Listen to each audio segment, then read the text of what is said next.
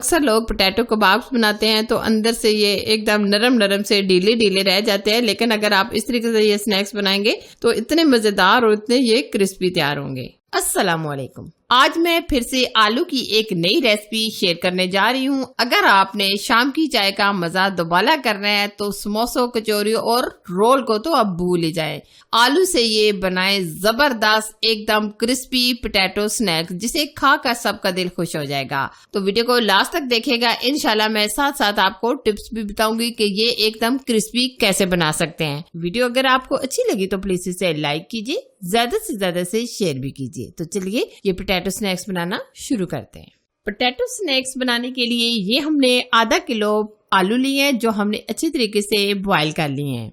अगर आप चाहते हैं कि ये स्नैक्स हमारे एकदम क्रिस्पी और मजेदार से बने तो आपने क्या करना है, आलू को बॉईल करके अच्छी तरीके से ठंडा करके फिर उसके बाद आपने कद्दूकस कर लेना है। बेहतर तो यही है कि आप आधा घंटा के लिए या 1 घंटा के लिए फ्रिज में रख दें। इससे जो आलू के अंदर नमी होती है वो मुकम्मल खत्म हो जाती है। लेकिन मैं जल्दी से झटपट से बना रही हूँ तो इसलिए मैंने इतने ज्यादा ठंडे नहीं किए।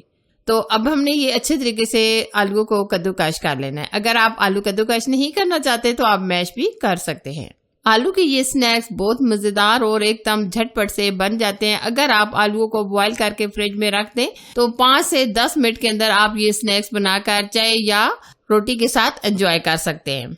वैसे भी आपको पता है आलू से कोई भी रेसिपी बनाते हैं तो बच्चे बड़े सब इसको शौक से खाना पसंद करते हैं। आजकल के बच्चे गोश्त वगैरह तो बिल्कुल पसंद नहीं करते, तो ये बगैर गोश्त के हम बना रहे हैं। इतने मजेदार और इतने टेस्टी होंगे कि यकीन माने जब आप इस तरीके से बनाएंगे तो समोसों पकौड़ों को भी आप भूल जाएंगे। आलू हमने अच्छी तरीके से तमाम के तमाम कद्दूकस कर लिए हैं। तो अब हमने कुछ लेनी है वेजिटेबल, जिसमें हमने लिया है 1 अदद प्याज, 1 अदद शिमला मिर्च, 1 अदद टमाटर और थोड़ा सा हरा धनिया। प्याज आपने बिल्कुल बारीक चॉप कर लेने हैं, ठीक है।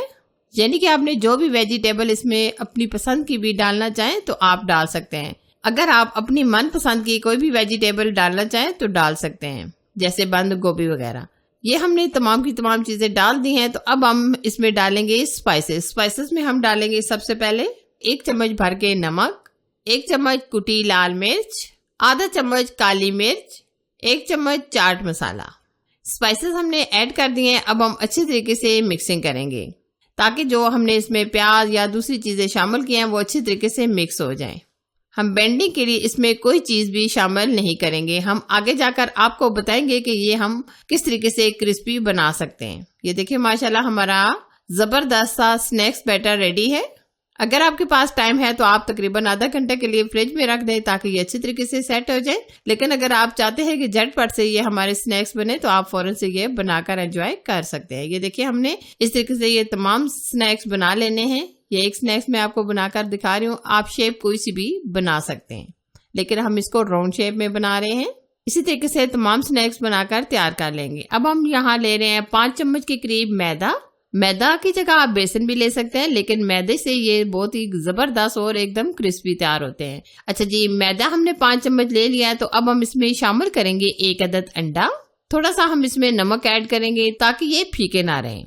तो अब हम इसमें डालेंगे चिली फ्लेक्स, ये हम चाय का आधा चम्मच शामिल करेंगे। अब हम इसमें डालेंगे पानी आप बहुत ज्यादा ना डालिएगा, एक साथ थोड़ा थोड़ा पानी शामिल करके आप पहले मिक्स कर लें, फिर हस्बे जरूरत आप इसमें पानी मजीद ऐड कर दीजिएगा। ये बैटर हम ना बहुत ज्यादा पतला रखेंगे और ना ज्यादा थिक रखेंगे, क्योंकि अगर हम बहुत ज्यादा थिक रखेंगे तो ये एकदम ऊपर से क्रिस्पी नहीं होंगे। तो इसलिए आपने क्या करना है, बैटर को ना ज्यादा सख्त रखना है ना ज्यादा नरम रखना है, बल्कि आपने इस तरीके से ये बैटर रेडी कर लेना है। अब हम क्या करेंगे, कबाब को इस तरीके से डिप करेंगे और फोक की मदद से निकाल लेंगे। ये देखिए अब हमने ऑयल को गर्म कर लिया। बहुत ज्यादा हम ऑयल नहीं डालेंगे, बल्कि हम इस तरीके से थोड़े से ऑयल के अंदर ये फ्राई कर लेंगे। जब एक तरफ से हल्का सा गोल्डन कलर आ जाएगा तो हम दूसरी तरफ पलट लेंगे।